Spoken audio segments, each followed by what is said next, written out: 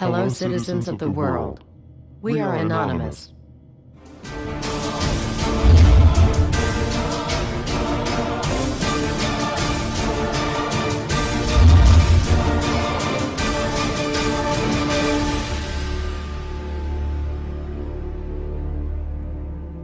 Dear brothers and sisters, now is the time to open your eyes. In a stunning move that has civil libertarians stuttering with disbelief, the U.S. Senate has just passed a bill that effectively ends the Bill of Rights in America.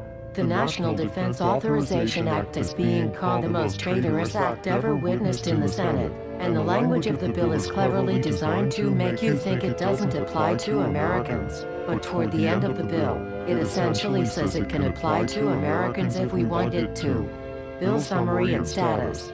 112th Congress, 2011 to 2012, S. 1867. Latest title, National Defense Authorization Act 4. This bill, passed late last night in a 93-7 vote, declares the entire USA to be a battleground upon which U.S. military forces can operate with impunity, overriding Posse Comitatus and granting the military the unchecked power to arrest, detain, interrogate and even assassinate U.S. citizens with impunity. Even Wired magazine was outraged at this bill, reporting, "Senate wants the military to lock you up without trial. The detention mandate to use indefinite military detention in terrorism cases isn't limited to foreigners." It's confusing, because two different sections of the bill seem to contradict each other.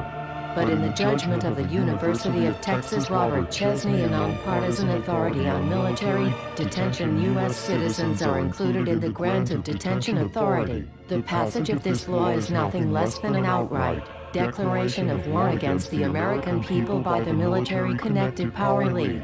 If this is signed into law, it will shred the remaining tenets of the Bill of Rights and unleash upon America a total military dictatorship, complete with secret arrests, secret prisons, unlawful interrogations, indefinite detainment without ever being charged with a crime, the torture of Americans and even the legitimate assassination of U.S. citizens right here on American soil. If you have not yet woken up to the reality of the police state we've been warning you about, I hope you realize we are fast running out of time.